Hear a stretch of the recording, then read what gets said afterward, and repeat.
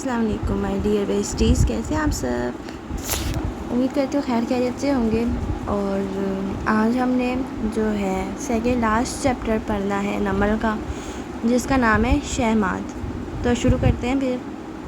میں تمہیں ایک پتے کی بات بتاتی ہوں لڑکی، ملکہ نے بہت تفاخر سے کہا تھا، اور وہ یہ ہے کہ ہر فیری ٹیل کا خوشگوار انجام نہیں ہوتا۔ وہ چند قدم چل کر قریب آئی اور ملکہ کے کان میں بولی، درست فرمایا تھا ملکہ عالیہ، یہ ضروری نہیں ہوتا کہ ہر فیری ٹیل کا خوشگوار انجام ہو، لیکن ایک بات طے ہے، اور وہ یہ ہے کہ ہر فیری ٹیل میں ہر ظالم ملکہ اپنے برے انجام کو ضرور پہنچتی ہے۔ شونڈا رائمز۔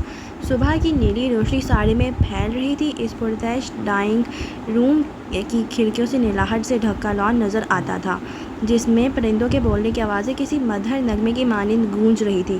ڈرائنگ روم میں وہی تینوں ملازم احمد اور سعدی کو بٹھا کر ان کو گھورتے ہوئے باہر نکل گئے تھے، اور اب وہ دونوں وہاں تنہا تھے۔ احمد کا لباس داغدار اور میلا کچیلا لگتا تھا۔ آستین چڑھائے بکھرے بال، 3 راتوں سے جاگتے رہنے اور تشدد سہنے کے آثار، چہرے پہ شدید تھکن اور اضطراب کی صورت نمایاں تھے۔ سعدی بھی تھکا ہوا تھا، مگر احمد کی نسبت کافی بہتر تھا اور چوکنا سا بیٹھا ارد گرد کا جائزہ لے رہا تھا۔ سو پلان کیا ہے؟ تھکے تھکے بیزار سے احمد نے قریب ہو کر سرگوشی کی۔ پلان ہے تو آیا ہوں نا، ورنہ اتنا اچھا نہیں ہوں کہ کسی کے لیے یوں خطرے میں کود پڑوں۔ بار بار ایک ہی سوال سے وہ بھی اکتایا۔ احمد نے سر دونوں ہاتھوں میں تھام لیا۔ اسے شدید پریشانی ہو رہی تھی، سر الگ پھٹ رہا تھا۔ چوکھٹ پہ آہٹ ہوئی تو وہ دونوں چونکے، پھر بے اختیار کھڑے ہو گئے۔ صاحبزادی صاحبہ سامنے سے چلتی آ رہی تھی، قیمتی چادر سلیقے سے سر پہ اوڑھے، ایسے کہ بالوں کا ہیئر سٹائل، کانوں کے بندے اور گردن کا زیور صاف نظر آ رہا تھا۔ آخر یہ سیاسی عورتیں دوپٹہ کرتی ہی کیوں ہیں اگر کچھ بھی ڈھکنا نہیں ہوتا؟ وہ شاہانہ سے انداز مقابل بڑے صوفے پہ بیٹھی، ٹانگ پہ ٹانگ جمائی اور تمکنت سے ساتھ کھڑے ملازم کو اشارہ کیا، جس نے وہ سیاہ بیگ میز پہ رکھ دیا اور پھر باہر نکل گیا۔ یہ زیورات لے کر میں تمہیں چھوڑ دوں گی، کیا یہی سمجھا تھا تم نے؟ سرمئی آنکھوں میں چبھن لیے احمد کو دیکھا تو اس نے نگاہیں جھکا لیں، شرمندگی سے نہیں، شاید مصلحت سے۔ صاحبزادی صاحبہ نے نظروں کا رخ سعدی کی طرف پھیرا۔ وہ اسے ہی دیکھ رہا تھا۔ اس کے چہرے پہ سادگی تھی، البتہ آنکھوں میں چمک بھی تھی۔ آپ یہ زیورات رکھ سکتی ہیں، لیکن ہم دونوں کو آپ کو چھوڑنا ہی ہوگا۔ اس نے غور سے سعدی کو سر سے پیر تک دیکھا۔ تم نے اپنی ای میل میں لکھا تھا کہ تم احمد کے فلیٹ میں جا رہے ہو، جہاں میرے آدمی نادانستگی میں تمہیں یرغمال بنا لیں گے، اور چونکہ تم مشہور ہو چکے ہو تو مجھے تمہیں نقصان نہیں پہنچانا چاہیے، بلکہ تمہاری آفر سننی چاہیے۔ سو بولو، تمہیں کیا کہنا چاہیے؟ احمد کو جانے دیں، حفاظت اور امن سے دوبارہ اس کا کبھی پیچھا نہ کریں۔ وہ سنجیدگی سے شرائط سامنے رکھ رہا تھا۔ احمد نے پوری گردن گھما کر سعدی کو دیکھا۔ پلان کیا تھا آخر؟ وہ دھیرے سے ہنسی۔ اس کو جانے دوں جس نے میرے خلاف میڈیا مہم چلائی، مجھے میرے خاندان نے شہر بدر کر دیا، میرا کیریئر ختم ہونے پہ آ گیا، اور تم کہتے ہو کہ میں اس کو جانے دوں؟ سیاست کوئی ہفتہ وار کھیل نہیں ہوتا کہ کسی سکینڈل، کسی کیس سے کوئی تباہ ہو جائے۔ آپ کا کھیل جاری رہے گا، اور اس نے جو بھی کیا وہ اپنی مالکن کے کہنے پہ کیا۔ آپ اس کی مالکن سے حساب کیوں نہیں لیتی؟ اگر میں آپ کو اس کی مالکن کا کچھ لا کر دوں تو؟ یہ زیور، یہ وہی مشہور زمانہ زیورات ہیں نا جو ہارون عبید کی بیوی کے تھے اور غائب ہو گئے تھے۔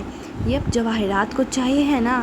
ان زیورات کے لیے میں تمہارے دوست کو کیوں چھوڑوں گی، جبکہ میں ان کو حاصل کر چکی ہوں؟ اس نے تفاخر سے کندھے اچکائے تھے۔ احمد نے بے چینی سے پہلو بدلا۔ گھامر بھک بھی دے، پلان کیا ہے؟ میں نے کہا نا، زیورات آپ رکھ سکتی ہیں، میں ان کی بات نہیں کر رہا۔ وہ احمد کی گھوڑیوں کو نظر انداز کر رہا تھا۔ پھر مسز کاردار آج ہاشم کے زیر آتاب ہیں، اور ہاشم ان سے متنفر ہے۔ وہ اس کا دوبارہ دل جیتنے کی کوشش کر رہی ہیں۔ احمد نے پھر سے مضطرب ہو کر سعدی کو دیکھا۔ یہ سب تو تجھے رات کو میں نے بتایا ہے، بے غیرت، اپنا کیا لایا ہے تو؟ مگر وہ کہہ رہا تھا، وہ اس وقت ہاشم سے ذرا بھی بگاڑ لینے کی پوزیشن میں نہیں ہے۔ ان کے ہاتھ میں نہ مال ہے نہ اولاد۔ وہ بالکل بے بس ہیں تو آپ ان کے تابوت میں آخری کیل ٹھونک دیں۔ صاحبزادی صاحبہ کی بہنوئیں دلچسپی سے اکٹھی ہوئیں۔ اور وہ کیسے؟ آپ کوئی پیشہ ور مجرم ہے نہیں، یہ اپنے ڈرائیور اور مالی ٹائپ لوگوں سے آپ نہ لوگوں کو بلیک میل کر سکتی ہیں نہ اغوا اور قتل۔ آپ ایک معذرت کے ساتھ ٹپیکل خاتون ہیں تو عورتوں والی لڑائی لڑیں نا، جو زبان سے لڑی جاتی ہے، تانوں طنز اور چیخو پکار کر کے۔ تم کچھ جانتے ہو جواہرات کے بارے میں؟ وہ ذرا آگے کوئی۔ میں یہ جانتا ہوں کہ اس نے کچھ ایسا کیا جو اس کے بیٹوں کو نہیں معلوم، اور اگر پتہ چل گیا تو وہ ان دونوں کو کھو دے گی۔ احمد نے چونک کر اسے دیکھا۔ وہ بھی مزید دلچسپی سے آگے ہوئی۔ ایسا کیا ہے؟ آپ کے قبیلے کے لوگ اپنے وعدے سے نہیں پھرتے۔ پہلے ہم سے وعدہ کریں کہ اگر میں وہ بتا دوں تو آپ ہمیں جانے دیں گے، پھر جلدی سے اضافہ کیا، زندہ سلامت۔ اگر وہ معلومات کسی لائق ہوئی تو ضرور، میرا وعدہ ہے۔ صاحبزادی صاحبہ سعدی ہلکا سا مسکرایا۔ ہر معلومات کی اچھی بھلی قیمت ہوتی ہے۔ اگر آپ اپنے وعدے سے پھریں تو میں نے غازی کو بھی میل کر دی تھی، وہ ہم دونوں کو ویسے بھی نکلوا لے گا یہاں سے، مگر میں اس تسلی کے ساتھ جانا چاہتا ہوں کہ آپ احمد کو کچھ نہیں کہیں گی دوبارہ۔ چلو، وعدہ کیا، اب بتاؤ۔ کمرے میں چند لمحے کی خاموشی چھا گئی۔ احمد کا دل زور سے دھک دھک کرنے لگا۔ وہ جانتا تھا سعدی کیا کہنے جا رہا ہے۔ جواہرات کاردار نے اپنے شوہر کا قتل کیا ہے، ہاشم اور نوشیروان کے باپ اورنگزیب کاردار کا۔ لمحے بھر کو کمرے میں ہوا کے ساتھ سانسیں بھی ساکن ہو گئیں۔ اور اس کے بیٹے نہیں جانتے؟ وہ سانس رو کے بولی۔ نہیں۔ وہ دونوں ایک ساتھ بولے اور حیرت سے ایک دوسرے کو دیکھا۔ دوسرا کیسے جانتا تھا؟ دونوں نے سوچا۔ صاحبزادی صاحبہ کی آنکھوں میں ایسی چمک ابھری جو میز پہ رکھے زیورات سے زیادہ آنکھیں چندیا دینے والی تھی۔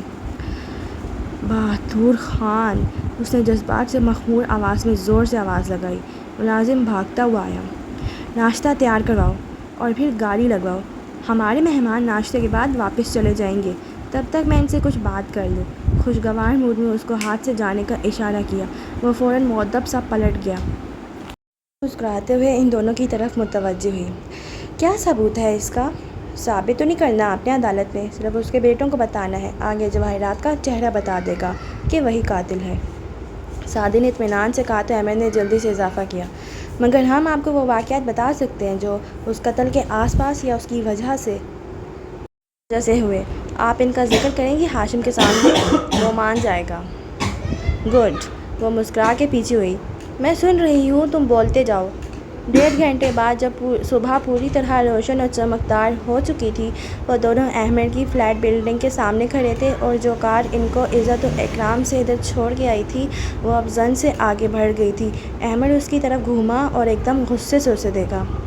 اب جواہرات سے کیسے بچیں گے ہم؟ ان کا اتنا بڑا راز کھول دیا تم نے۔ میں کبھی بھی ان کو ایسا دغا نہ دیتا اگر تم بات نہ شروع کرتے۔ بالکل، تم ان کو لوٹ سکتے ہو، ان کا مال لے کر بھاگ سکتے ہو، مگر ان کو دغا نہیں دے سکتے۔ ٹھیک، بک بک نہ کرو۔ اس نے بالوں میں انگلیاں پھیری اور جیسے اضطراب کم کرنا چاہا۔ اب میں جواہرات کا کیا کروں گا؟ جیسے کہ میں جانتا ہی نہیں کہ تم یہاں سے بھاگ جاؤ گے، ویسے ایسے موقع پہ جان بچانے والے کا شکریہ ادا کیا جاتا ہے، سعدی نے قدرے خفگی سے یاد دلایا۔ احمد کے تنے تاثرات ڈھیلے پڑے، ہلکی سی مسکراہٹ چہرے پہ امڑ آئی۔ شکریہ، اب کیا کچھ کھلاؤں تمہیں؟ صحیح والا ناشتہ، نہ کہ وہ خوف والے ماحول جیسا ناشتہ۔ جھرجھری لیتے اس نے جیب پہ ہاتھ رکھا۔ جو والیٹ انہوں نے تمہارے واپس کیا تھا احمد، وہ تمہاری اس پاکٹ میں نہیں ہے بلکہ دوسری میں ہے۔ احمد کا ہاتھ رک گیا مگر مسکراہٹ گہری ہو گئی۔ تم بدل گئے ہو pizza boy. I learned from the best۔ وہ بھی سادگی سے مسکرایا تھا۔ دونوں اس خوشگوار صبح میں کھلے آسمان تلے عمارت کے سامنے کھڑے تھے۔ پھر تم یہاں سے بھاگ رہے ہو یا نہیں؟ سعدی نے پوچھ ہی لیا تھا۔ وہ جوتے سے زمین کو مسلتا سر جھکائے بولا۔ There are 3 ways for a person to disappear. The first is to die, the second is to lie, and the last is to be reborn۔ اور پھر ٹھہر کے بولا، ویلکم شیکسپیئر۔ سعدی نے مسکرا کے اس بات میں سر ہلایا۔ میں سمجھ گیا، اپنا خیال رکھنا، اب میں چلتا ہوں۔ احمد نے اس کا شانہ جواباً تھپتھپایا اور مسکرا کے بولا، تم بھی شادی کر لینا۔ وہ الوداعی ملاقات کسی بھی جذباتی سین کے بغیر ختم ہوئی اور وہ دونوں محض گلے ملے، پھر ہاتھ ملایا اور سعدی پارکنگ ایریا کی طرف بڑھ گیا۔ اپنی کار میں آ کر بیٹھا تو دیکھا موبائل زوں کر رہا تھا۔ امی میں آ رہا ہوں گھر۔ اور نہیں، میں نے کوٹ مینج نہیں کر لی، آپ بے فکر رہیں، کار سٹارٹ کرتے خوشگوار سے انداز میں بولا تھا، مگر دوسری طرف کے الفاظ سن کر وہ تھک سے رہ گیا۔ زمر؟ کیا ہوا زمر کو؟ کس ہاسپٹل میں؟ وہ یوں دل سے گزرتے ہیں کہ آہٹ نہیں ہوتی، وہ یوں آواز دیتے ہیں کہ پہچان ہی نہیں جاتی۔ ہاسپٹل کا وہ کمرہ خاموش سرد سا لگتا تھا، میز پہ رکھے تازہ پھولوں کی خوشبو نے مگر اسے معطر کر رکھا تھا۔ یہ پھول حنین لائی تھی اور خود جانے کہاں گم ہو گئی تھی۔ کمرے میں ان دونوں کے سوا اس وقت کوئی نہ تھا۔ وہ یوں چت لیٹی تھی کہ سرہانے سے بیڈ اٹھا ہوا تھا، سو تکیے پہ رکھا سر اونچا دکھائی دیتا تھا، ہاتھ پہلو میں رکھے تھے اور ان پہ نالیاں لگی تھیں، چند ایک خراشیں، گلا خراب، بخار، شوق، اس سے زیادہ اسے کچھ بھی نہیں ہوا تھا۔ وہ دیکھنے میں ذرا زرد مگر پرسکون سی نظر آ رہی تھی۔ بیڈ پہ اس کے قریب بیٹھا اسے دیکھتا فارس تھکا سا چہرہ لیے اس کا ہاتھ دونوں ہاتھوں میں تھامے سمندی سے اسے دیکھ رہا تھا۔ زمر؟ پھر نرمی سے پکارا۔ زمر نے نظریں پھولوں سے ہٹا کر اس کی طرف موڑی، ملائمت سے مسکرائی، بولی کچھ نہیں۔ شادی کی سالگرہ مبارک ہو۔ جانے کس دل سے اس نے کہا اور پھر کس دل سے وہ مسکرائی تھی۔ تم ٹھیک ہو؟ وہ رات والے لباس میں تھا، آستینیں اس طرح چڑھا رکھی تھی، چہرے پہ تھکن سے زیادہ فکر تھی۔ اس نے لیٹے لیٹے سر کو ذرا سی جنبش دی۔ میں بہت ڈر گیا تھا، مجھے لگا میں تمہیں کھو دوں گا۔ وہ اسی طرح اسے دیکھے گئی، بولی کچھ نہیں، لبوں پہ مسکراہٹ برقرار رہی۔ تم بھی ڈر گئی تھی؟ اس نے پھر سے سر کو خم دیا۔ اب ذہنی طور پہ کیسا محسوس کر رہی ہو؟ فارس سے بات کرنے کی ایک اور کوشش کی۔ اس نے ساتھ ہی ذرا سے شانے اچکائے، گویا ٹھیک ہوں کہہ رہی ہو۔ فارس کی بے چینی بڑھتی جا رہی تھی۔ تمہاری آواز تو ٹھیک ہے نا؟ کیا گلا بیٹھ گیا ہے؟ تمہیں بہت چلانا پڑا ہوگا ہے نا؟ اس نے دھیرے سے نفی میں سر ہلایا۔ جانے دو 3 دن میں کس بات کا جواب تھا۔ وہ خاموش ہو گیا۔ چند لمحے فضا میں خاموشی پھولوں کی مہک سے لپٹی ساکن کھڑی رہی۔ وہ بار بار لب کھولتا پھر ٹھہر جاتا۔ ایسا کیا کہے کہ آگے سے وہ کچھ بولے، کوئی بات کرے؟ کچھ بولو، کچھ کہو۔ وہ اسی طرح خاموش رہی۔ اسے زمر کو شوق سے نکالنا تھا، کچھ تو اسے خود کہنا پڑے گا۔ مجھے تمہیں کچھ بتانا تھا، بہت پہلے بتا دینا چاہیے تھا مگر نہیں بتا سکا۔ کل رات مجھے پہلے سے زیادہ یہ بات محسوس ہونے لگی تھی۔ وہ اپنی نظریں جھکا کر بولا تھا۔ تکیے پہ سر رکھے لیٹی زمر اسی سادگی سے اسے دیکھے گئی۔ مسز کاردار نے صرف تمہاری کڈنی رپورٹ میں رد و بدل نہیں کیا تھا، وہ تمہاری منگنی تڑوا کر تمہیں کولیٹرل ڈیمیج بنانا چاہتی تھی تاکہ تم میرے خلاف گواہی دے دو۔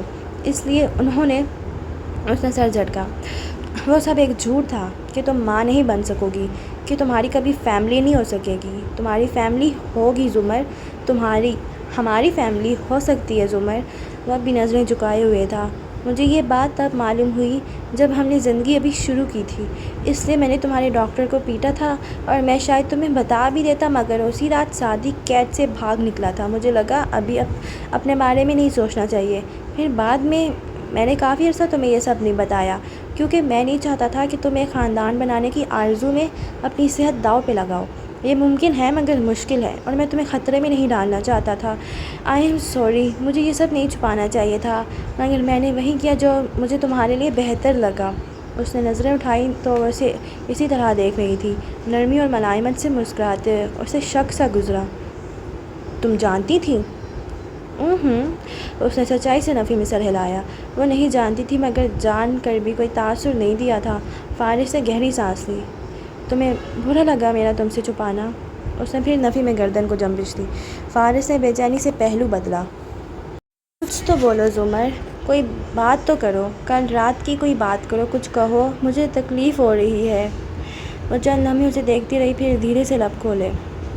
قانون شہادت میں وہ کون سا آرٹیکل ہے جس کے تحت میاں بیوی کو ایک دوسرے کے خلاف گواہی دینے کے لیے مجبور نہیں کیا جا سکتا؟ اس کی آواز صاف تھی۔ فارس بالکل ٹھہر کے اسے دیکھنے لگا، اچنبھے اور پریشانی سے۔ کیا تمہیں معلوم ہے کہ ایسا آرٹیکل موجود ہے جس کے تحت میاں بیوی ایک دوسرے کے خلاف گواہی دینے کے پابند نہیں ہوتے؟ فارس سے تحیر سے نفی میں سر ہلایا تو زمر نے مسکرا کے اثبات میں گردن ہلائی۔ دیکھا، میں تمہیں جانتی ہوں۔ میرا خیال ہے تم آرام کرو، میں آپا حنین کو دیکھتا ہوں۔ وہ الجھا ہوا سا اس کا ہاتھ چھوڑ کے کھڑا ہو گیا۔ زمر نے اطمینان سے آنکھیں بند کر لیں۔ وہ ذہنی طور پہ ٹھیک نہیں ہے۔ باہر آ کر وہ حنا کے ساتھ آ رکا اور دھیرے سے بولا، مجھ سے قانونی شہادت کے آرٹیکلز کا پوچھ رہی ہے؟ استغفر اللہ۔ ہیں؟ حنا کی آنکھیں پوری کھل گئیں۔ پھر اسے افسوس ہوا، اس ساری ٹریجڈی میں قانون شہادت کو لانے کا کیا مطلب تھا؟ یقیناً وہ ذہنی طور پہ شدید ہل کر رہ گئی تھی۔ تم لوگ اس سے اب ایسی کوئی بات نہ کرو، ندرت نے ان دونوں کو ٹوکتی اندر بڑھ گئی اور اسی پل دوسری جانب سے سعدی آتا دکھائی دیا۔ فارس اور حنین جو سرگوشی میں بات کر رہے تھے اس کو دیکھ کر اسی جانب گھوم گئے۔ اس کے چہرے پہ ہوائیاں اڑ رہی تھیں۔ زمر ٹھیک ہے نا؟ وہ تو ٹھیک ہے، تم کیسے ہو؟ اور یہ کیا ای میل کی ہے تم نے مجھے؟ وہ برہمی سے بولا۔ احمر مشکل میں تھا، ساری تفصیل بتاتا ہوں، پہلے میں زمر سے مل لوں، پریشانی سے کہتا۔ وہ دور جاتی ندرت کے پیچھے لپکا۔ فارس آنکھیں مشکوک انداز میں سکیڑ کر اسے جاتے دیکھتا رہا۔ اس تلخ اور اندھیری رات کا اختتام ہو چکا تھا اور یہ صبح کافی امید افزا لگتی تھی۔ جلا ہے جسم جہاں دل بھی جل گیا ہوگا، کوڑتے ہو اب راہ جستجو کیا ہے۔ قصرِ کاردار پہ عجیب سی مرونی چھائی تھی۔ صبح طلوع ہو چکی تھی اور ملازم نئے سرے سے اس محل کو سجانے سنوارنے میں لگ گئے تھے، مگر کوئی عجیب ویرانی اور ہولناکی سی در و دیوار سے ٹپکتی محسوس ہوتی تھی۔ ایسے میں جواہرات شب خوابی کے لباس میں ملبوس لاؤنج کی کرسی پہ تمکنت سے بیٹھی اخبار سامنے پھیلائے ہوئے مطالعے میں منہمک تھی۔ تبھی دروازہ زور سے کھلا تو اس نے اینک کے پیچھے سے نگاہیں اٹھا کے دیکھا۔ دروازہ واپس دے مار کے شیرو اندر آیا تھا۔ چال میں عجیب سی لڑکھڑاہٹ تھی، رات کا ملغلرہ لباس اور سرخ آنکھیں، بکھرے بال۔ جواہرات نے ناپسندیدگی سے اسے دیکھا۔ تم ساری رات سے کدھر تھے اور کیا منہ دھونے کا وقت بھی نہیں ملا تھا؟ وہ جو چلتا جا رہا تھا آواز پہ رکا اور سرخ آنکھیں گھما کر تنفر سے اسے دیکھا۔ کیا آپ کے بڑے بیٹے نے نہیں بتایا کہ اس نے کیا کیا ہے؟ جواہرات نے چونک کر اخبار نیچے کیا۔ ہاشم، کیا ہوا؟ وہ ٹھیک تو ہے؟ بھائی نے ممی زمر کو ہوٹل کی لفٹ میں بند کر دیا تاکہ وہ مر جائے۔ وہ درد سے، تنفر سے، غصے سے دبی دبی آواز میں گھرایا تو وہ سختے میں آ گئی۔ مگر وہ نہیں مری، فارس نے اسے بچا لیا۔ تو پتہ ہے بھائی نے کیا کیا؟ آبی کو، آبدار کو مار دیا، اپنے ہاتھوں سے اس کو میرے سامنے مار دیا۔ آبدار مر گئی ممی؟ اس کی آنکھوں سے آنسو لڑک کے چہرے پہ گر گئے۔ جواہرات سن سی بیٹھی تھی۔ آبدار مر گئی؟ اس نے بے یقینی سے دوہرایا۔ وہ اب دھڑا دھڑ سیڑھیاں چڑھتا اوپر جا رہا تھا مگر ملکہ ابھی تک برف بنی بیٹھی تھی۔ ابھی بادباں کو تہ رکھو، ابھی مضطرب ہے رخِ ہوا، کسی راستے میں ہے منتظر وہ سکون جو آ کے چلا گیا۔ مورچال میں شام اتری تو گھر کی رونقیں پھر سے جاگ اٹھیں۔ زمر ڈسچارج ہو کر آ گئی تھی اور اپنے کمرے میں صوفے پہ پیر اوپر کر کے بیٹھی تھی۔ بیڈ پہ لیٹے رہنا اسے گوارا نہیں تھا۔ بال آدھے بندھے تھے اور ناک سرخ لگتی تھی۔ پانی میں پڑے رہنے کے باعث اسے بخار اور فلو ہو گیا تھا، سو ہاتھ میں ٹیشو بھی پکڑ رکھا تھا، البتہ چہرے پہ بس مسکراہٹ تھی۔ بالکل ساتھ بڑے ابا کی ویل چیئر رکھی تھی اور وہ فکرمندی سے اس کی طرف جھک کے اس سے چھوٹے موٹے سوال پوچھ رہے تھے اور وہ ہلکی سی آواز میں جواب دے رہی تھی۔ کسی نے کسی سے کچھ نہیں چھپایا تھا سوائے ملازموں کے، سبھی جان گئے تھے کہ گزشتہ رات کیا ہوا تھا۔ آخر یہ ہاشم کب ہماری جان چھوڑے گا؟ ابا نے نم آواز میں اس سے پوچھا تھا۔ یہ سب کب ختم ہوگا؟ زمر نے گہری سانس لے کر ہلکے سے کندھے اچکائے۔ پتہ نہیں۔ زمر؟ حنا دروازے سے اندر آئی۔ زمر نے سر اٹھا کے مسکرا کے اسے دیکھا۔ وہ قدرے جھجک کر داخل ہو رہی تھی، دونوں ہاتھوں میں ایک سیڑھی پکڑ رکھی تھی، پریشان، مرجھائی ہوئی لگتی تھی۔ صرف ہاشم نہیں، اور بھی لوگ شامل تھے اس میں، مثلاً وہ شہری۔ اس کی آواز برہمی سے ذرا کانپی۔ اس کا بھی کچھ کرنا ہوگا۔ چھوڑو حنین، زمر نے سر جھٹکا مگر اس نے وہ سیڑھی اس کی طرف بڑھائی۔ یہ شاعری کی ویڈیو ہے جو احمد نے دی تھی بہت پہلے۔ بڑے ابا کی موجودگی کے باعث اس نے آنکھوں سے اشارہ کیا۔ کارڈ گیم کلب والی ویڈیو، آپ اس کو شہری کے خلاف۔ زمر نے سیڑھی اس کے ہاتھ سے لی اور خٹ کے ساتھ اس نے 2 ٹکڑے کر دیے۔ حنین کچھ بول نہیں سکی۔ انتقام کا چکر کبھی ختم نہیں ہوتا ہینا، چھوڑو، جانے دو۔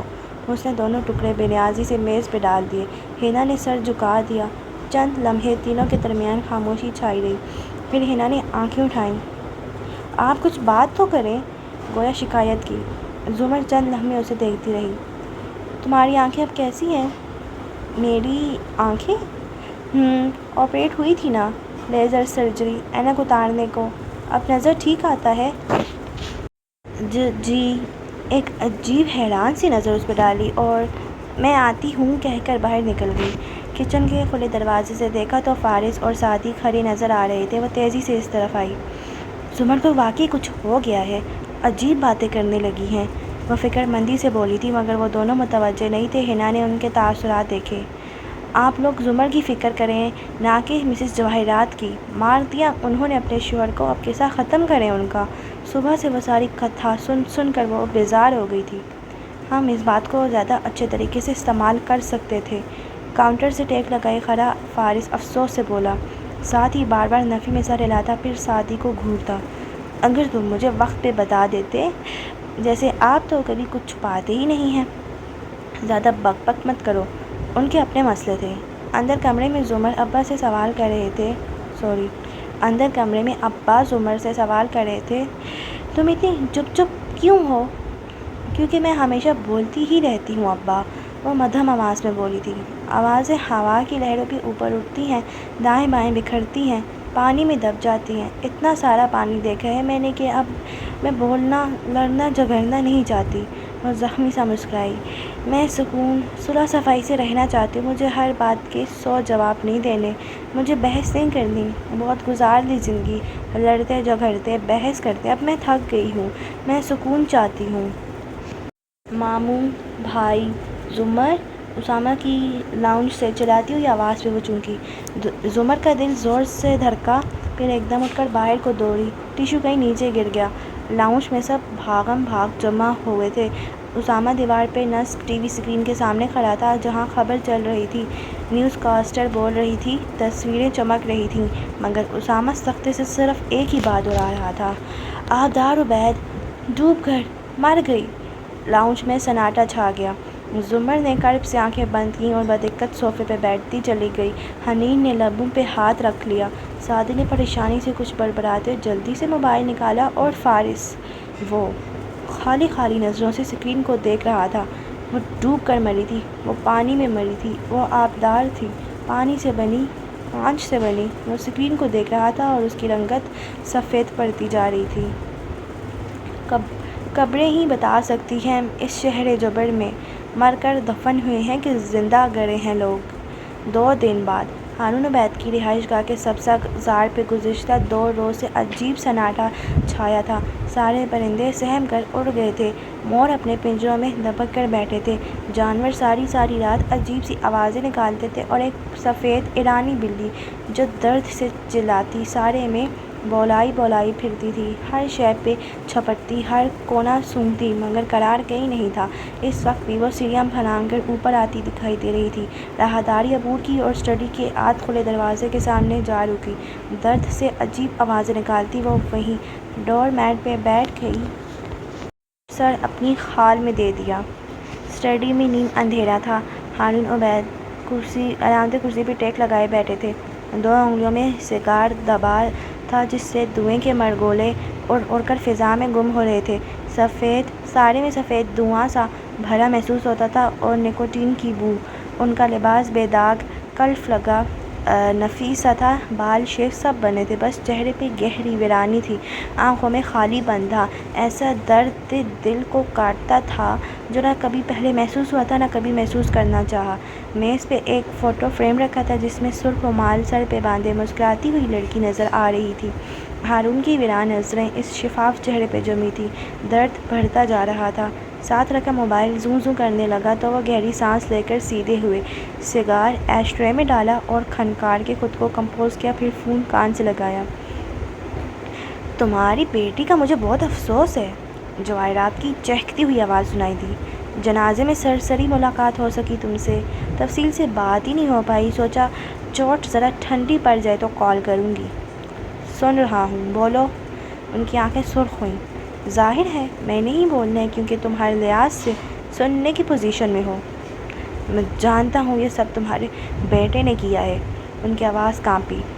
کیوں خود کو تھکا رہے ہو یہ ظاہر کرنے کے لیے کہ تمہیں اپنی بیٹی سے محبت تھی؟ ہم دونوں جانتے ہیں کہ تم اسے استعمال کرنا چاہتے تھے۔ اس کے گارڈز میں بھی اضافہ اس لیے کیا تھا کہ کوئی اس کو تمہاری کمزوری سمجھ کر تمہارے خلاف استعمال نہ کر سکے۔ تم اس کے ذریعے ہماری دولت اور طاقت میں شرکت چاہتے تھے اور یوسف کے ذریعے ہمیں تباہ کرنا چاہتے تھے۔ یہ دونوں کام تم خود کرنے کی اہلیت نہیں رکھتے، اس لیے وہ رکی، سانس لی۔ اب تمہارا غم ہلکا ہو ہی گیا ہوگا تو میں تمہیں فیصلے سے آگاہ کرتی چلوں۔ میں اور ہاشم تمہیں تمہارے منہ مانگے شیئرز اور کمپنی اسسٹ دینے کے لیے تیار ہیں۔ وہ خاموشی سے سنتے رہے، بولے کچھ نہیں، آنکھیں مزید سرخ پڑ رہی تھیں۔ تم ایک سیاست دان ہو ہارون، اور سیاست دانوں کی طاقت کے لیے ہوس کبھی ختم نہیں ہوتی۔ تم ہم سے بگاڑ کر کبھی ترقی نہیں کر سکو گے، اور تمہارے وہ دوست جن کے پیسے کو وزیرستان سے آگے جانے کے لیے ہماری مدد چاہیے ہوتی ہے، ان کو کبھی اچھا نہیں لگے گا اگر تم اور ہم آپس میں بگاڑ لیں۔ تو یوں کرو، ہمارے گھر آ جاؤ، آج ہی ہم ڈیل کر لیتے ہیں۔ مجھے ہر چیز کاغذات پہ چاہیے، بلکہ اینڈ وائٹ میں، اور زنگار کے زیور بھی۔ وہ سرد لہجے سے بولے تھے۔ وہ بھی مل جائیں گے، مگر شیئرز اور دوسرے اثاثات کی بات پہلے ہوگی۔ میں لنچ میں انتظار کر رہی ہوں، خوشگوار سے انداز میں کہہ کر اس نے فون بند کیا تو ہارون نے موبائل بیزاری سے میز پر ڈال دیا اور آنکھیں میچ لیں۔ قصر کاردار میں واپس آؤ تو ہاشم کے کمرے کے پردے بند تھے اور وہ رف سی جینز ٹی شرٹ میں ملبوس صوفے پہ ٹانگ جمائے بیٹھا تھا۔ دوپہر کے باوجود اندھیرا لگتا تھا، مگر ہاشم کا ویران چہرہ، بڑی شیو، بکھرے بال، سب ٹیبل لیمپس کی زرد روشنی میں نظر آ رہا تھا۔ کھڑکی کے قریب کھڑی جواہرات نے موبائل میز پہ رکھا اور اپنائیت سے مسکراتے ہوئے اس کے قریب آئی۔ وہ سنجیدگی سے سامنے دیکھتا رہا۔ اسپاٹ، سرد سا۔ جواہرات نے اس کے کندھے پہ ہاتھ رکھا اور نرمی سے دبایا۔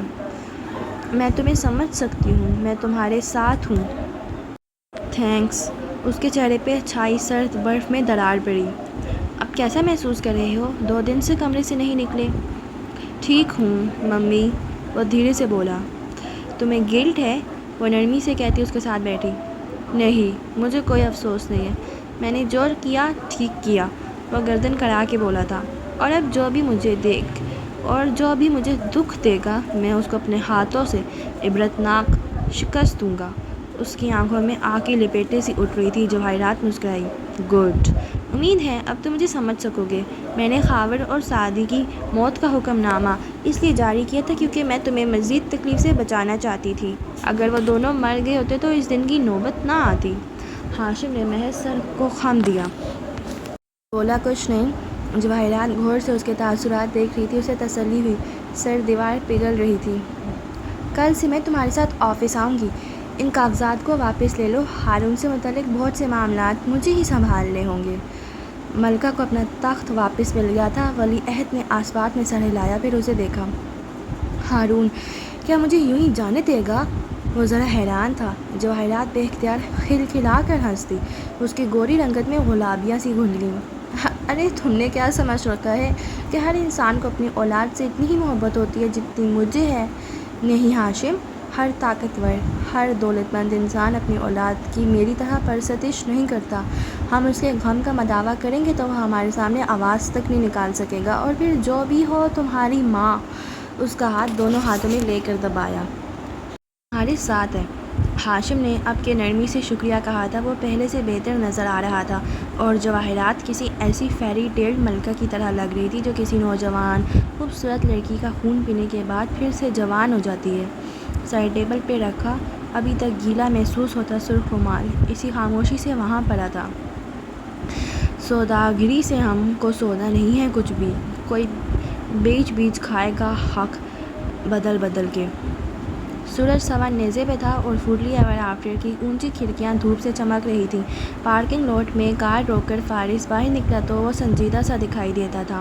بھوری شرٹ پہنے، بال تازہ چھوٹے کیے، بھنوئی بیچے، وہ دروازہ لاک کر رہا تھا جب نوشیروان اس کے قریب جا رکا۔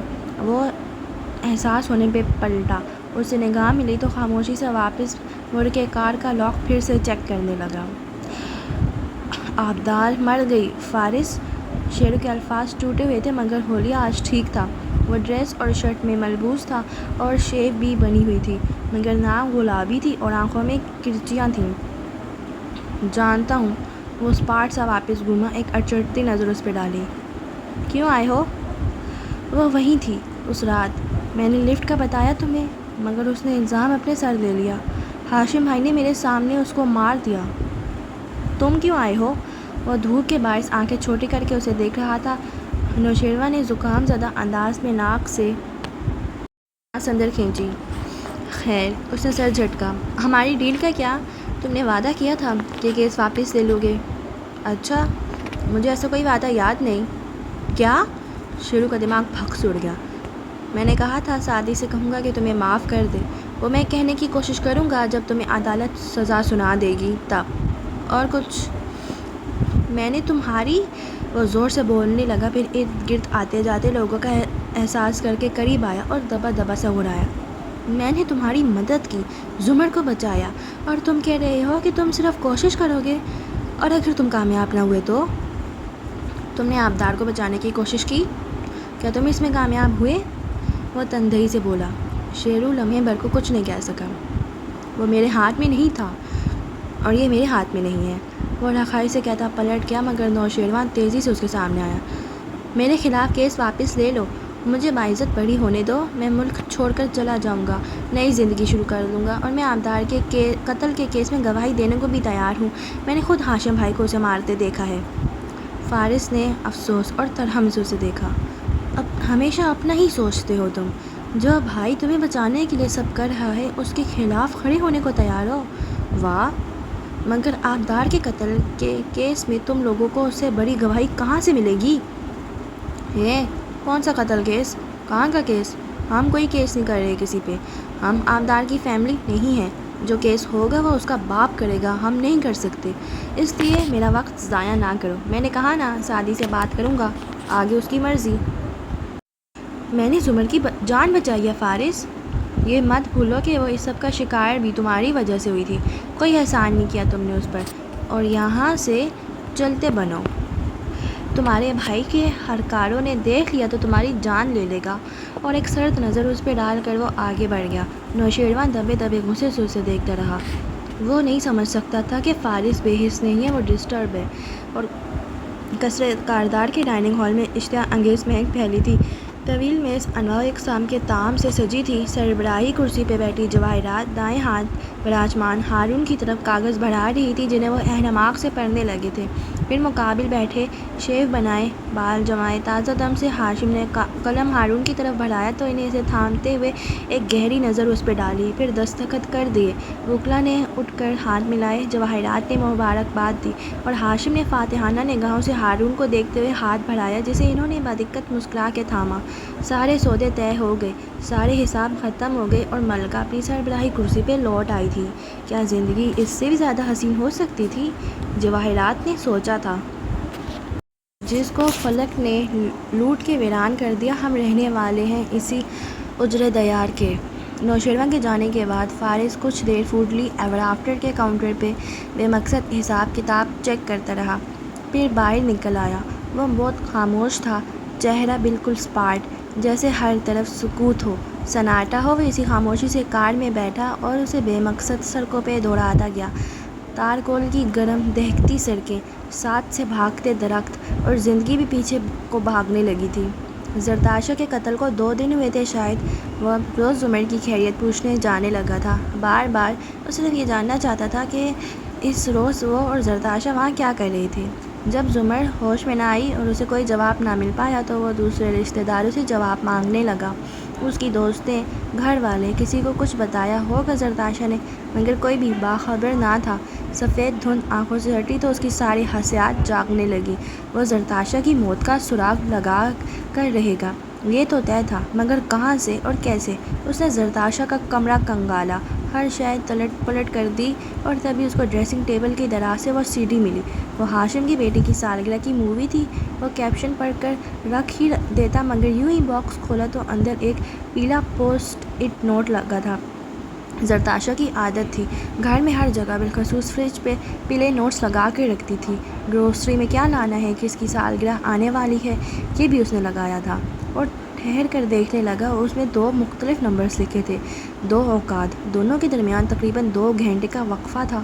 وہ مووی اٹھا لایا اور اسے لیپ ٹاپ میں لگا کر دیکھنے لگا۔ وہ پارٹی کے ہی اوقات کار تھے۔ ویڈیو کے کونے میں وقت لکھا آ رہا تھا۔ اس نے متعلقہ وقت تک ویڈیو فارورڈ کی، وہ لاؤنج کا منظر تھا۔ اس نے دوسرے وقت تک فارورڈ کی، وہ بھی لاؤنج کا منظر تھا۔ ان دونوں مناظر میں کچھ خاص نہ تھا، تقریب کے عام سے مناظر تھے۔ ان میں سبھی مہمان موجود نظر آتے تھے۔ پھر زرتاشا نے ان دونوں اوقات کو نوٹ کیوں کیا؟ وہ دوبارہ دیکھنے لگا۔ پہلے وقت میں خاور سیڑھیاں اترتا دکھائی دے رہا تھا، دوسرے پوائنٹ پہ وہ لاؤنج کی سیڑھیاں چڑھتا دکھائی دے رہا تھا۔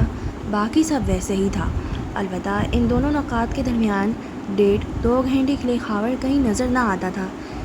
تب پہلی دفعہ اسے شک سا ہوا مگر اس نے سر جھٹک دیا۔ مگر پھر زیادہ موقع نہ ملا کیونکہ اگلے روز پولیس اس کو گرفتار کرنے آن پہنچی۔ زمر یوسف نے بیان میں نہ صرف اس کو نامزد کیا بلکہ لمبی سی کہانی بھی سنائی تھی۔ فارس نے کبھی امید نہیں کی تھی کہ وہ گرفتار بھی ہو سکتا ہے۔ اس گرفتاری نے اسے شدید دھچکا لگایا تھا۔ سعدی بار بار آتا، صفائیاں دیتا، امیدیں دلاتا مگر اس کا غصہ اور فرسٹریشن بڑھتی جا رہی تھی۔ تھانے کا حوالات عجیب سا تھا، گھٹن زدہ جگہ جہاں مستقبل تک تاریخ نظر آتا تھا، اور انہی تاریک راتوں میں وہ بیٹھ کر زرتاشا کی سیڑھی کے بارے میں سوچتا رہا۔ اگر وہ پارٹی میں نہیں تھا تو خاور بھی نہیں تھا، اور خاور کو تو ہاشم چلاتا تھا، تو کیا ہاشم؟ لیکن پھر اور کون ہو سکتا تھا؟ کون اس کے گھر سے اس کی گن نکال سکتا تھا، اس کے کان میں ثبوت رکھوا سکتا تھا؟ اتنا قریب کون تھا؟ اس روز سعدی اسے جیل میں دیکھنے آیا تو وہ پھٹ پڑا، کہہ دیا کہ اسے ہاشم پہ شک ہے۔ سعدی الگ اسے ملامت کرنے لگا اور اندر آتا ہاشم الگ طریقے سے شروع ہو گیا۔ وقتی طور پہ وہ چپ ہو گیا۔ کیا حوالات اسے ذہنی طور پہ اتنا پست بنا چکے تھے کہ وہ اپنوں پہ شک کرنے لگا تھا؟ اس نے پھر سوچوں کو ذہن سے جھٹک دیا۔ سارا خاندان ایک طرف اور زمر ایک طرف۔ زمر نے بیان واپس نہیں لیا، نتیجتاً اس کو 14 روز بعد جیل بھیج دیا گیا۔ تھانے کا حوالات مختلف شے تھی۔ دنیا میں تمام ملزموں کو تھانے کے حوالات میں رکھا جاتا ہے۔ ملزم یعنی وہ جس کا کیس کا بھی فیصلہ نہیں آیا، مگر پاکستان وہ ملک ہے جہاں ملزموں کو بھی مجرموں کے ساتھ جیل میں بھیج دیا جاتا ہے، اور جیل حوالات جیسی نہیں ہوتی۔ جیل ایک بہت بڑی تاریک محیط سی دنیا تھی جس کے اندر عجیب لوگ بستے تھے، عجیب داستانیں ہوتی تھیں۔ جیل میں اے، بی اور سی کلاس تھی، ہر کلاس کے اپنے بلاک تھے۔ تعلیم یافتہ اور دولت مند لوگوں کو اے یا بی کلاس میں بھیجا جاتا تھا، اور اس کو بھی ایک کلاس الاٹ ہوئی تھی، یہ الائنمنٹ عدالت نے کر کے دی تھی۔ مگر جس لمحے وہ جیل میں داخل ہوا، وہ ساری کہانیاں جو اس نے قراطین کے بارے میں سن رکھی تھی وہ سچ ثابت ہونے لگیں۔ اسے ڈرایا گیا، سمجھایا گیا کہ جیل کا کوارنٹین آفیسر، جس کو دیسی انداز میں قراطین کہا جاتا ہے، جیل کے سیاہ اور سرمئی کا مالک ہے۔ یہاں کوئی سفید نہ تھا۔ وہ طے کرے گا کہ آپ کس بلاک میں جائیں گے، اور وہ طے کرے گا آپ کو جیل کا کھانا کھانا ہے یا آپ کے رشتہ داروں کا بھیجا منوسلوا آپ کو مل سکتا ہے۔ وہ طے کرے گا کہ آپ 4-5 افراد کے ساتھ مل کر خفیہ چولہا رکھ سکتے ہیں یا نہیں، ہانڈی وال آپ کے ساتھ کیا سلوک کرتا ہے، اور آپ کے رشتہ داروں کو ہر ملاقات پہ اسے 25,000 رشوت دینی ہے یا 50,000۔ یہ سارے فیصلے قراطین کرے گا۔ اسے قراطین سے نہیں بگاڑنی تھی، اسے قراطین کو خوش رکھنا ہے۔ اور قراطین نے اسے دیکھتے ہی پہلی بات یہ کہی تھی کہ تم وہی ہو نا جس کی بیوی اور جس کا بھائی، اور دوسری بات کا موقع وہ اسے دے نہیں سکا۔ حوالات کی ساری فرسٹریشن اس نے قراطین پہ نکالی۔ وہ اسے دبوچ کر گرا کے مارنے لگا، اتنا پیٹا کہ آنکھ کے قریب سے خون ندی کی صورت بہنے لگا۔ اس کے بعد قراطین نے چند ہفتے کسی کو اس سے ملنے نہ دیا اور اس کو سی کلاس عنایت کر دی۔ اس کو کھانے میں سب سے گھٹیا نسل کا کھانا ملتا اور بات پہ رشوت طلب کی جاتی۔ اس قراطین کا نام جلال الدین آتش تھا اور اس سے ہر شخص خار کھاتا تھا۔ کوئی اس کے تعلقات سے جلتا تھا تو کوئی اس کی طاقت سے خائف تھا۔ آتش اس جیل کا بادشاہ تھا۔ وہ جان کر فارس کے سامنے ایسے موقع پیدا کرتا، ایسی باتیں کہلواتا کہ فارس اس کو غصے میں آ کر مارنے لگ جائے، مگر وہ اسے دوبارہ نہیں مار سکا۔ قراطین کو پہلے دن مارنے اور پھر جیل میں آگے پیچھے 8 درجن قیدیوں کو مختلف مواقع پہ پیٹنے کے بعد اسے احساس ہوا تھا کہ وہ اکیلا ہوتا جا رہا ہے۔ اسے ہر وقت اپنی نگرانی خود کرنی پڑتی تھی، اس کا کوئی دوست نہ تھا اور وہ ہر ایک سے چکنا تھا۔ اسے تنہا دیکھ کر کوئی بھی اسے مار دیتا، یہ خوف اس کے اندر جڑ پکڑ چکا تھا۔ چند دن بعد اسے احساس ہوا کہ جیل کے کسی قیدی کی شکایت کسی پولیس اہلکار سے نہیں کی جاتی، چاہے دنیا کا کوئی بھی ملک ہو اور چاہے وہ قیدی آپ کو چاقو بھی کیوں نہ دے مارے۔ بس اتنا کہو کہ حادثہ تھا، بس اتنا بتاؤ کہ میری اپنی غلطی تھی، کیونکہ اس قیدی کے خلاف کوئی قدم نہیں اٹھایا جائے گا، مگر بعد میں آپ دونوں کو ایک ساتھ ایک ہی جیل میں گزارا کرنا ہے۔ جب کوئی قیدی کسی دوسرے کی شکایت کرتا تو سارے قیدی اس کے خلاف ہو جاتے ہیں اور کوئی اس پہ اعتماد نہیں کرتا۔ ایک ایسی جگہ جو آدھی مجرموں، قاتلوں، گنڈے چکوں سے بھری ہوئی ہے وہاں دوستوں کے بغیر گزارے نہیں ہیں، اور دوست اس کے تھے ہی نہیں۔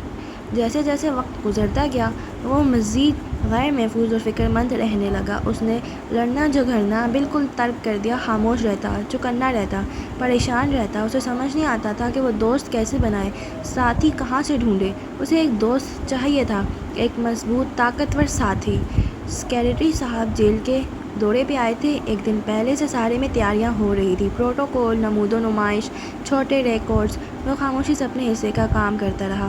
جس وقت سیکریٹری صاحب اس کے قریب سے اپنے مصاحبین کے گزرے، اس نے ان کو انگریزی میں مخاطب کیا اور کہا، سر، لوگ میرے بارے میں جھوٹ کہہ رہے ہیں۔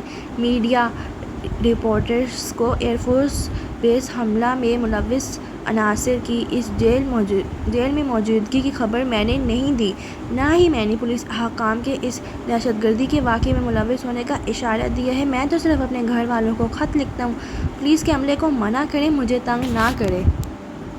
سیکریٹری صاحب اس کو آفس میں لے گئے، اس کو چائے پلوائی گئی اور اس سے نرمی سے پوچھا کہ وہ کیا جانتا ہے، اور اگر اس نے میڈیا والوں کو اس جیل میں دہشت گردوں کے سہولت کاروں کا بتایا بھی تھا تو خیر ہے، وہ ان پہ اعتماد کر سکتا ہے۔ یہ ایک ایسا کیس تھا جس پہ گرفتاری سے پہلے وہ کام کر رہا تھا اور اس کے کچھ اہم نکات جانتا تھا۔ اس نے کسی کو کچھ نہیں بتایا تھا، مگر جتنے تردد سے وہ انکار کر رہا تھا، سامنے بیٹھے اعلیٰ افسران کو گمان ہوا کہ پولیس اس کا منہ بند کرانے کی کوشش کر رہی ہے۔ اس سب کے دو نتائج نکل سکتے تھے، یا اس کو رہا کر کے کیس پہ کام کرنے دیا جاتا یا ملوث اہلکاروں کو بھی جیل میں پھینک دیا جاتا۔ دونوں آپشن اچھے تھے۔ وہ بار بار انکار کرتا رہا کہ وہ اس سب خبر کے لیک کرنے میں شامل نہیں تھا، اور نہ ہی اس نے قراطین آتش کا نام لیا۔ آتش بالکل بے قصور ہے، اور وہ تو ایسا آدمی ہے ہی نہیں جو شوال کی فلاں مسجد سے تعلق رکھتا ہو۔ اس وقت تو اس کو عزت سے واپس بھیج دیا گیا، مگر اگلے روز سے کسی نے آتش کو جیل میں نہیں دیکھا۔ اسے سادہ کپڑوں والے اٹھا کر لے گئے تھے اور کافی عرصہ اس کا کچھ پتہ نہ چلا۔ پھر تفتیش کے دوران وہ دہشت گردی کی سہولت کاری کے الزام سے بری ہو گیا، مگر دوسرے کئی جرائم قبول کرنے پڑے تو اس کو واپس اسی جیل میں بھیج دیا گیا، مگر ایک قیدی کے روپ میں۔ اور جس وقت وہ جیل میں داخل ہو رہا تھا، اس کی آنکھ کے زخم کے نشان کو دیکھتے ہوئے فارس غازی مسکرایا تھا۔ وہ جانتا تھا کہ اس جیسے ایک اکیلا مسافر بھی اس جہنمی مسافر خانے کا مہمان بننے آ چکا ہے۔ یہ وہ جیل تھی جہاں آتش ہر قیدی کا قرضدار تھا، کسی کے جسم پہ چوٹیں لگوانے، کسی کو معذور کرنے اور کسی کو کنگال کرنے کا مجرم تھا وہ۔ اس وقت کے قراطین نے اس کو بھی سی کلاس میں بھیجا تھا۔ نہ پولیس اس کی رہی، نہ قیدی اس کے ہمدرد تھے۔ اس کا غرور، عقل، زن سب خاک میں مل چکا تھا۔ وہ خاموشی سے آیا اور فارس غازی کے قریب بیٹھ گیا۔ اس روز سے وہ دونوں ساتھی بن گئے۔ دونوں میں سے کوئی بھی نہیں بھولا کہ دوسرے نے اس کے ساتھ کیا کیا تھا، مگر جیل میں سروائیول سب سے زیادہ اہم تھا، اور جب جلال الدین اس کا دوست بنا تو اس نے فارس کو ایک نئی دنیا سے روشناس کروایا۔ گروہ بنا کر دستے کی صورت کیسے رہنا ہے، جیل کے باقی بدماشوں سے کیسے مقابلہ کرنا ہے، اپنی دھاک کیسے بٹھانی ہے، بڑے بڑے گروہوں کی خوشنودی کیسے حاصل کرنی ہے، اسے جلال الدین سکھاتا تھا۔ وہ قراطین رہ چکا تھا، بہت سو کو اچھے سے جانتا تھا، اور اپنی ڈھال کے لیے ایک تنو مند زور آور آدمی درکار تھا اسے۔ فارس اس کے لیے وہ ڈھال بن گیا، اور وہ دونوں ایک ساتھ جیل میں ایڈجسٹ کرتے گئے۔ دونوں ایک دوسرے کے ساتھ برابر کا برا کر چکے تھے، سو وقت کے ساتھ ساتھ کینہ بھی نکل گیا۔ عجیب سیاستیں تھیں جیل کی۔ وہ فارس کو کہتا تھا اپنے غصے کو قابو میں رکھو، اپنی ذات کے لیے نہ لڑو، بیوی اور بھائی کے متعلق ہر بات خاموشی سے سن جاؤ اور پی جاؤ۔ انسان کا ذہن تب کھلتا ہے جب وہ غصے کو مہار ڈالنا سیکھ لیتا ہے۔ مگر وہ آگے سے کہتا تھا کہ وہ انتقام ضرور لے گا۔ وقت گزرنے کے ساتھ جلال الدین کو اس سے ہمدردی ہوتی گئی۔ وہ پولیس میں رہ چکا تھا، ASP سرمد شاہ سمیت بہت سے لوگوں کو جانتا تھا۔ وہ اسے کہتا سارے میں یہی کہا جا رہا ہے کہ تمہارے ماموزاد نے تمہیں پھنسوایا ہے، اور فارس اندر سے جانتا تھا کہ اس کا دل گواہی دیتا تھا یہ ہاشمی ہے۔ مگر پھر جلال الدین نے اسے خاموش رہنا بھی سکھا دیا تھا۔ جب ایک دن سعدی اس سے پوچھنے آئے کہ وہ مشتبہ افراد کی فہرست دے جو زرتاشا اور وارث کے قتل میں ملوث ہو سکتے ہیں، تو اس نے ہاشم کا نام نہیں لیا۔ وہ ہاشم کا راز نہیں کھولنا چاہتا تھا، اسے پہلے باہر نکلنا تھا، پھر جلال الدین کے توسط سے بنے دوستوں کا استعمال کر کے اپنا بھرپور انتقام لینا تھا۔ پھر ساری دنیا جان ہی لے گی کہ اصل مجرم کون تھا، مگر اب بھی نہیں۔ 4 سال اس جیل میں گزارنے کے بعد وہ وہاں کا عادی ہو چکا تھا۔ جب نکلنے لگا تو محسوس ہوا ایک زیادہ بڑی جیل میں جا رہا ہے۔ اس روز جلال الدین نے اسے کہا تھا کہ اب چونکہ وہ اسے ہمدردی کرنے لگا ہے تو اس کو ایک نصیحت کرے گا، اور وہ یہ کہ وہ انتقام چھوڑ دے، اور اگر لینا ہی ہے تو اسے 2 قبریں کھودنی پڑے گی۔ فارس قاضی کے پاس انتخاب کا وہ آخری موقع تھا، اس نے 2 قبریں چن لیں۔ کار قبرستان کے قریب روک کر چند لمحے وہ خالی خالی نظروں سے دور نظر آتی قبروں کو دیکھتا رہا۔ یہیں آبدار کو دفن کیا گیا تھا۔ وہ ایک دفعہ بھی ادھر نہیں آ سکا تھا، کیونکہ دور اندر وہ یہ جانتا تھا کہ ہاشم کے بعد اگر کوئی اس کی موت کا ذمہ دار تھا تو وہ خود تھا۔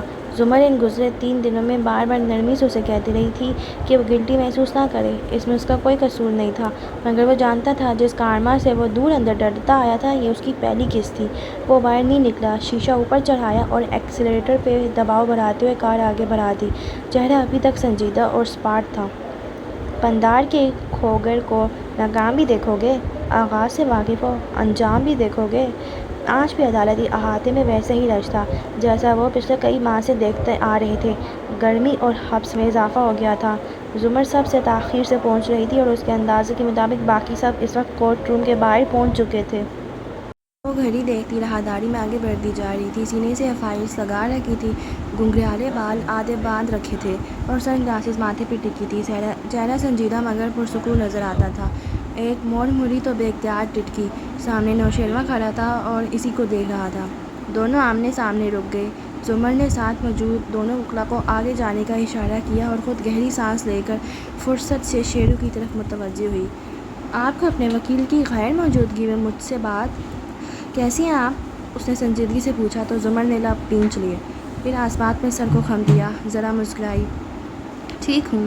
مسکراتی بھوری آنکھوں کو اس کے چہرے پہ جمائے وہ عادتاً گال سے ٹکراتی لٹ انگلی پہ لپیٹنے لگی، اور اس سب کا بھی تھینک یو جو آپ نے میرے لیے کیا۔ اچھا، وہ تلخی سے ہنس دیا۔ مجھے لگا آپ لوگ ایکنالج تک نہیں کریں گے۔ میں ایکنالج کر رہی ہوں، اس لیے کہہ رہی ہوں تھینک یو۔ اور کیا کوئی میرے خلاف کیس واپس لینے کا بھی نہیں سوچے گا؟ نوشیروان، زمر نے گہری سانس پائر کو خارج کی، آپ نے میرے اوپر ایک احسان کیا ہے، احسان کا بدلہ احسان کے سوا کچھ نہیں ہوتا۔ میں آپ کے ساتھ ایک اچھے مشورے کی صورت بھلائی کرنا چاہوں گی۔ آج سے ہاشم کو اپنے گواہ پیش کرنے ہوں گے، مگر اس سے پہلے جج صاحب آپ کو کٹہرے میں بلائیں گے۔ شیرو کے آبرو حیرت سے کٹے ہوئے۔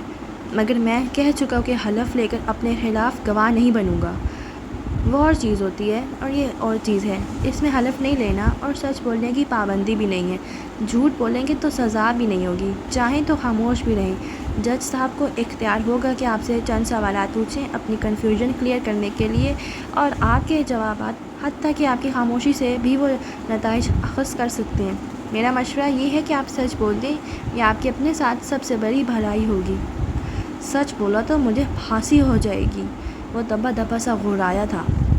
آپ کے دن اچھا گزرے۔ وہ ساتھ سے نکل کر چلی گئی۔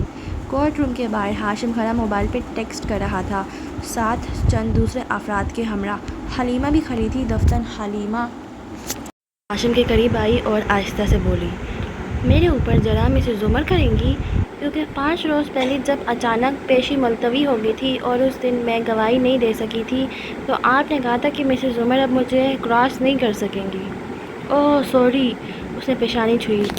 میں بتانا بھول گیا، اس روز ہی تمہاری گواہی ہو جاتی، لیکن زمر نے اپنے کسی گواہ کو پیش کرنے کے لیے مہلت مانگ لی تھی، اور پھر میرا خیال تھا وہ کسی لمبے سفر پہ جانے والی ہیں، مگر اس نے افسوس سے گہری سانس لی۔ ایسا نہیں ہو سکا، اس لیے آج وہی تمہارے اوپر جرا کریں گی۔ وہ حشاش بشاش نظر آ رہا تھا۔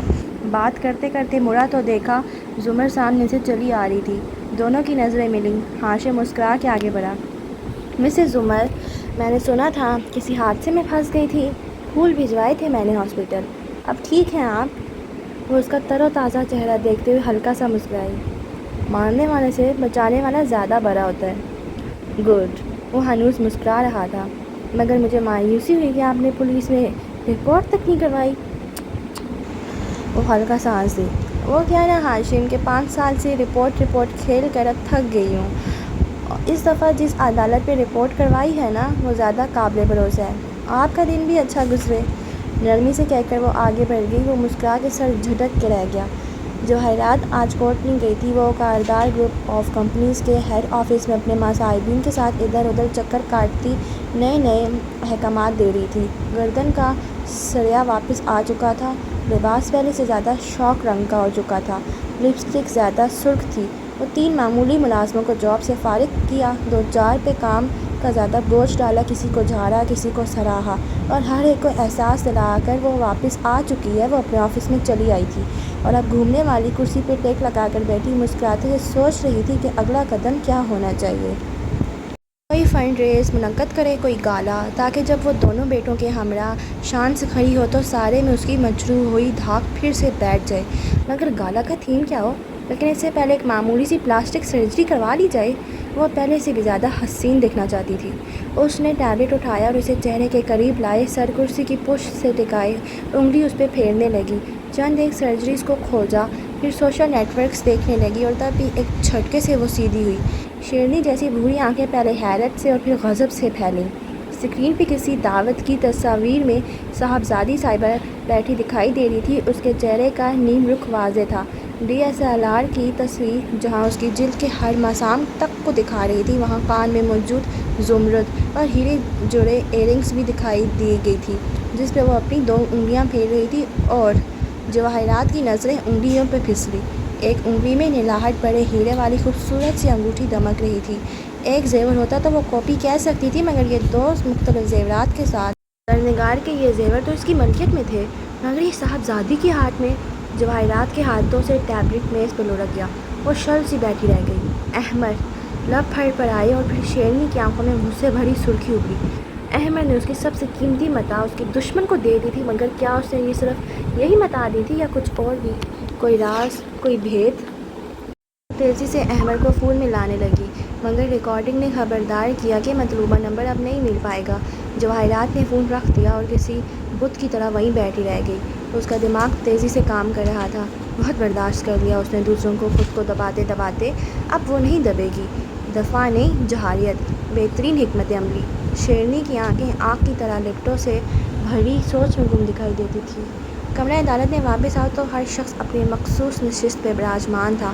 سعدی پہلے کرسی پہ بیٹھا تھا اور گائے بغیر دور پیچھے بیٹھے گول چشمے والے آدمی کو دیکھتا تھا، جو آج بھی خاموش تماشائی بنا بیٹھا تھا۔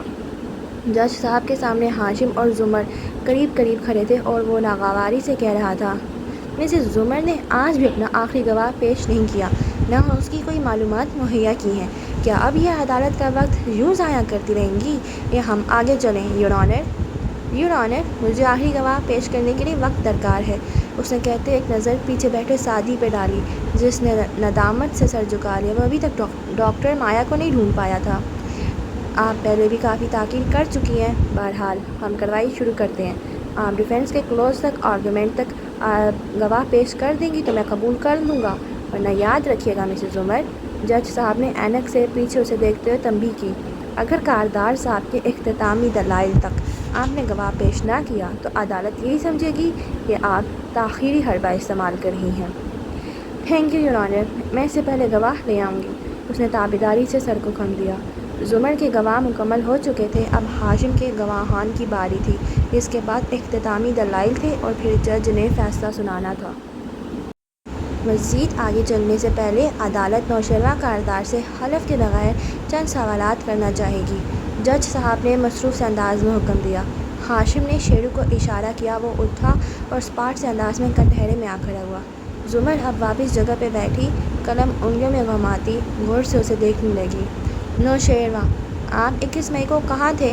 जज साहब रुख उसकी तरफ मोड़े नरमी से पूछ रहे थे। सर, मैं दुबई में था, वो खुश्क से अंदाज में बोला। जुमर सर झटक कर अपने कागज़ उलट पुलट करने लगी। क्या आपने सादी यूसुफ को गोलियां मारी थी? नहीं योर ऑनर, ये महज एक बहतान है। मैं तो इस वक्त मुल्क में भी नहीं था। हाँ, मेरा सादी से झगड़ा ज़रूर हुआ था और कई झगड़े रह चुके थे, मगर गोली नेवर, वो एतमाद से कह रहा था। सादी की बस चुपती हुई नज़रें उसे देख रही थी। और सादी के अगवा में आपका हाथ था? सादी अगवा ही नहीं हुआ योर ऑनर। मुझे यूनिवर्सिटी के पुराने दोस्तों ने बताया था कि वो शवाल में रहता है। इतना अरसा वहाँ वो दहशत गर्दों की तंजीम, वो रटे रटाए अंदाज में बोलता रहा। जब वो कटहरे से उतरा तो बस एक मलामती नज़र जुमर पे डाली और वापस आकर बैठ गया। अब वो अपने फैसले खुद लेगा, उसने साबित कर दिया था। तो आप ये कह रही हैं कि 21 मई को सादी यूसुफ ऑफिस बिल्डिंग में नहीं आया था? हाशिम कटहरे में खड़ी हलीमा से जिस वक्त पूछ रहा था, उस वक्त पिछली नशिस्तों पे फारिस गाजी आकर बैठा। उसने शर्ट की आस्तीनें चढ़ा रखी थी और चेहरे पे संजीदगी थी। जी नहीं, वो नहीं आया था, हलीमा एतमाद से बोली। और इससे पहले मुतअद्दिद बार आपके नंबर से सादी को कॉल की गई थी। वो किस सिलसिले में थी? हाशिम पूछ रहा था। दुनिया की पार्टी में सादी से मेरी मुलाकात हुई थी। वो चाहता था कि मैं उसकी मुलाकात अपने एक अंकल से करवाऊं जो मिलिट्री इंटेलिजेंस में काम करते हैं और आजकल शवाल में तैनात हैं। तो आप वो कॉल्स मुझसे अपॉइंटमेंट के लिए नहीं कर रही थी जैसे कि सादी ने कहा है, बल्कि मामला शवाल का था। शवाल एक इलाका है जो ज़रब अज़ब के बावजूद आज भी दहशत गर्दों की जन्नत है और मीडिया रिपोर्ट्स के बरक्स वहाँ तालिबान का मुकम्मल कंट्रोल है। जी, अंकल से रब्ता नहीं हो पा रहा था और जब हुआ तो इन्होंने मिलने से इनकार कर दिया। यही बताने के लिए सादी को कॉल की थी। उसने उल्टा मुझे अपने केस का हिस्सा बना दिया। वो नाखुशी मगर पूरे एतमाद से कह रही थी। हाशिम ने मुड़कर एक मुस्कुराती नज़र सादी पे डाली और योर विटनेस कहता हुआ वापस अपनी जगह पे बैठा। जुमर नशिस्त से उठी तो पीछे बैठे फारिस ने पहलू बदला। उसके चेहरे पे फिक्रमंदी नज़र आती थी। जुमर जुरा कैसे करेगी और क्या इस जहनी हालत में वो हलीमा पे किरदार कश ताबड़तोड़ हमले ठीक से कर पाएगी? कहीं वो गुस्से में टेम्पर लूज़ करके सब ख़राब ना कर दे। जुमर छोटे छोटे कदम उठाती हाथ में चंद कागज़ पकड़े कटहरे के बिल्कुल सामने जा खड़ी हुई। हलीमा ने पूरे एतमाद से उसकी आंखों में देखा, गोया वो तैयार थी। सुबह हाशिम ने उसकी मुट्ठी में चंद कॉफ़ी बीन्स डाले थे और फिर उसे मुट्ठी बंद करने को कहा। यह तुम्हारा सरमाया है। जुर्म में वकील तुम्हारी मुट्ठी खाली करवाने की कोशिश करेगी, मगर तुमने कोशिश करनी है कि कम से कम दाने गिराने हैं और ज़्यादा से ज़्यादा तुम्हारे पास महफूज रहें। और इस मिसाल से वो समझ गई थी। थैंक यू हलीमा, अदालत के साथ ताउन करने के लिए। वो मुस्कुरा कर गोया हुई। हलीमा चमकदार भूरी आंखें हलीमा पे जमी थीं। मगर मुझे आपसे एक गिला भी है। हलीमा इस नरमी की तवक्को नहीं कर रही थी। कदर तसब्बुब से बोली, जी ये सच है ना कि मैंने आपको मुतअद्दिद बार कॉल्स की और मिलने की कोशिश की ताकि आपसे आपकी तरफ की कहानी सुन सकूं, क्योंकि अभी तक तो मुझे सिर्फ सादी यूसुफ की तरफ की कहानी मालूम है, मगर आप मुझसे नहीं मिले। ये मेरा कानूनी हक़ है मैम, वो गर्दन करा के बोली। ऑफ कोर्स ये आपका हक़ है। अरे नहीं, आप गलत समझें, आपका हक़ तलब करने की बात नहीं कर रही मैं, बल्कि वो याद करके हल्का सा हंसी। एक केस में मैं ख़ुद जब गवाह पेश हुई थी फारिस गाजी के ख़िलाफ़, तो मैंने भी मुखालिफ वकील से बात करने से या मिलने से इनकार कर दिया था। मैं आपकी पोजीशन समझ सकती हूँ और मुझे कभी अच्छा नहीं लगता कि हम किसी लड़की को इस कटहरे में लाकर खड़ा करें। इसलिए मैं चाहूँगी कि आप बिल्कुल कंफर्टेबल हो जाएं। बस आपको मेरे चंद सवालात के जवाब देने हैं और फिर आप जा सकेंगी। हलीमा ने धीरे से आसवाद में सर हिलाया। जुमर के पीछे हाशिम को देखने की कोशिश की, मगर जुमर ने जैसे ही उसकी निगाहों का रुख देखा वो ज़रा दाएं तरफ से की। रास्ता ब्लॉक हो गया। हलीमा अब हाशिम को नहीं देख पा रही थी। मगर ये तो सच है ना कि मैं पहली दफ़ा आपसे इस केस के बारे में बात करने जा रही हूँ? जी। मगर हाशिम कारदार से कई घंटे तक आपने गवाही डिस्कस करके तैयारी की होगी, तो आप बुरा तो नहीं मानेंगे अगर मेरे सवालात लंबे हो जाएं, क्योंकि मुझे पहले वक्त नहीं दिया आपने, तो वो कमी भी तो पूरी करनी है ना, वो नरमी से समझाने वाले अंदाज में कह रही थी। हलीमा ने थूक निकली, फिर ज़रा दाईं तरफ हुई, मगर जुमर उसके साथ इसी तरफ से रख गई। रास्ता अभी तक ब्लॉक था। जी श्योर, वो मजबूरन बोली। आप ऑब्जेक्ट करें। नौशेरवा ने बेचैनी से हाशिम को मुखातिब किया, जो खुद भी कदर अचंभे का शिकार लगता था, मगर जवाब में शेरू को काट खाने को दौड़ा। किस बात पे? कि वो शाइस्तगी से बात क्यों कर रही है? ओके थैंक यू हलीमा, बस मैं आपके चंद मिनट लूँगी। वो मुस्कुरा के गोया हुई। मैंने सुना है आप बहुत काबिल सेक्रेटरी हैं और आप बहुत जांफशानी से अपना काम करती हैं। जुमर तौसीफ़ी अंदाज में शुरू हुई। जी, वो धीरे से बोली। और आप कभी भी छुट्टी नहीं करती, बीमारी की हालत में भी ऑफिस जाती हैं। जी, वो किरदार पे हमलों की तैयारी करके आई थी और यहाँ उसकी तारीफ़ हो रही थी। गुड, तो 21 मई को आप ऑफिस में ही थी? जी, मैं सारा दिन डेस्क पे थी। और 21 मई को नीचे लॉबी में कितने लोग सारे दिन में आए थे? मैं लॉबी में आने जाने वालों से नावाकिफ़ हूँ। मैं सिर्फ इनका बता सकती हूँ जो मेरे सामने लिफ्ट से उतरकर हाशिम कारदार के ऑफिस में जाते हैं। यानी कि आप बिल्डिंग में दाखिल होने वाले हर शख्स का हिसाब नहीं रखती, सिर्फ इन्हीं का हिसाब रखती हैं जिनको आप देख सकती हैं? जी, जिनको आप देख सकती हैं, राइट? उसने ज़ोर दिया। सब दम साधे सुन रहे थे। जी। और सादी को आपने नहीं देखा था? नहीं, अगर वो आया होता तो मुझे पता होता। कैसे पता होता? क्योंकि लिफ्ट मेरे सामने है और मुझे क्रॉस करके ही कोई कारदार साहब के ऑफिस में जा सकता है। वो तो स्टाफ लिफ्ट है ना। जुमर ने चंद कागजात उसके सामने रखे जिन पे ऑफिस फ़ोटोज़ प्रिंट की गई थी। एक प्राइवेट लिफ्ट भी तो हॉल के कोने में है और इसे कारदार साहब के ख़ास मेहमान उतरते हैं। उसके एक तरफ ग्लास वॉल लगी है जो मामूली सी धुंधली है। क्या ये मुमकिन है कि कोई वहाँ से उतरे तो आपको क्रॉस किए बगैर ही सीधा कारदार साहब के ऑफिस में चला जाए? हलीमा लम्हे भर को चुप हुई। हाशिम को देखने की राह हनूज़ ब्लॉक थी।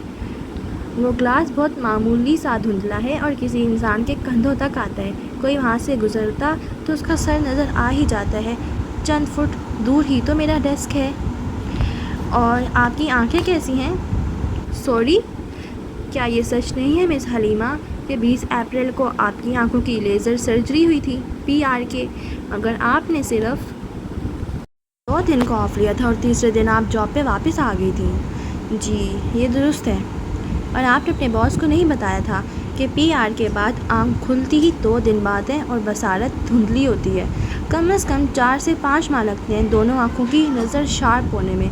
आपका नंबर -4.5 था, जो काफ़ी कमज़ोर है। आपकी नज़र वापस आने में कम से कम भी 2 माह लगने थे।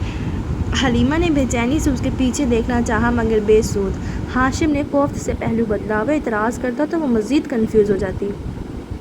मेरी नज़र बिल्कुल ठीक थी, मगर क्या इन दिनों आप स्टेरॉइड ड्रॉप्स आँखों में नहीं डाल रही थी? जी, मगर और आपने 5 जून को अपने डॉक्टर को पोस्ट आप चेकअप में कहा था कि इस हफ्ते जब से आपने स्टेरॉइड छोड़े हैं आपकी नज़र बहाल होने लगी है। यानी 21 मई तो इससे पहले आया था। 21 मई तक तो आप डॉक्टर के हरूफ़े तहज्जी बोर्ड की आखिरी 4 सतूह नहीं पढ़ सकती थी। मेरी नज़र ज़रा सी कमज़ोर थी, मगर मैं सारा काम एहसन तरीके से आप कह चुकी हैं कि आप बीमारी में भी आ जाती थी ऑफिस, तो इन दिनों आपको 2 मीटर से आगे नज़र नहीं आ रहा था, मगर आपने अपने बॉस को नहीं बताया और काम करती रही।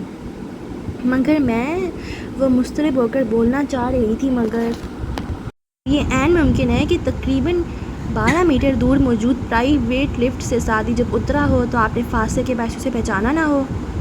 मगर वो प्राइवेट लिफ्ट से नहीं उतरा, वो बेचैनी से बोली। यानी वो स्टाफ लिफ्ट से उतरा था? वो तेज़ी से बोली। हाशिम ने आंखें मींच लीं। उफ़। हलीमा लम्हे भर को चुप हुई। वो किसी भी लिफ्ट से नहीं उतरा था, मगर ये ऐन मुमकिन है कि आपने उसे देखा ना हो, क्योंकि आप आंखों में इन दिनों स्टेरॉइड्स डालती थी और प्राइवेट लिफ्ट से आने वाले को नहीं देख सकती थी। यूँ वो आपको बाईपास करके हाशिम के ऑफिस में जा सकता था।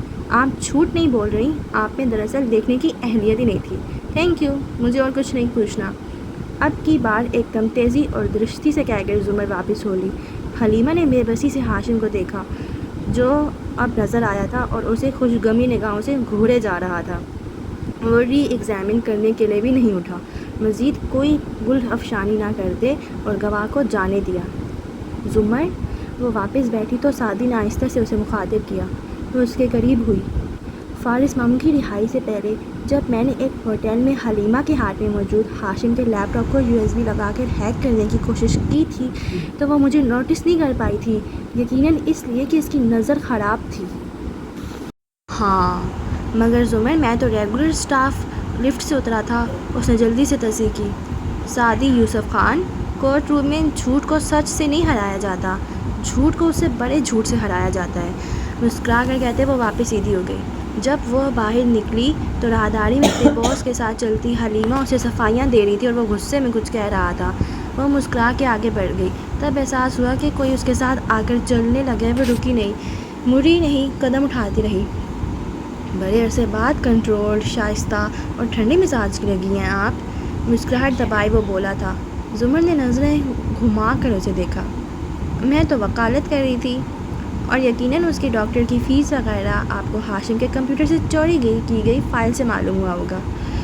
वकील अपने सोर्स नहीं बताते और 2 नंबर लोगों को तो बिल्कुल भी नहीं। वो 2 कदम आगे बढ़ गई मगर वो रुका रहा। फिर मुस्कुरा के बोला, मैं मुतासिर हुआ हूँ। ज़ुमर के कदम जंजीर हुए। वो घूमी तो आंखों में हैरत थी। मुझसे? तुमसे, क्योंकि अच्छा वकील वो होता है जो वहाँ से आए जहाँ से तसव्वुर भी ना किया हो। हम सब समझ रहे थे तुम उसके किरदार और काबिलियत पे हमला करके उसको झूठा कहोगी, मगर तुमने ये साबित किया कि वो सच बोल रही है। बस बेचारी को नज़र ही नहीं आया था। मुस्कुरा के बोलते हुए वो उसके ऐन सामने आ खड़ा हुआ। मुझे काफ़ी अच्छा लगा ये सब देखकर, मगर डर भी लगा। सोच रहा हूँ आइंदा मालूम नहीं बातों में तुमसे जीत भी सकूँ या नहीं। अस्तगफिरुल्लाह, वो खफकी से कहती सर झटकती आगे बढ़ गई और वो उदास मुस्कुराहट से उसे जाता देखता रहा। ओके गाइस, यहाँ पर ये एपिसोड ख़त्म होती है और मेरे चैनल को सब्सक्राइब करके मेरे चैनल को सब्सक्राइब करके बेल आइकन प्रेस कर दें ताकि आने वाली हर एपिसोड आप तक पहुँचे, और लाइक और कमेंट भी कर दीजिएगा। Bye bye.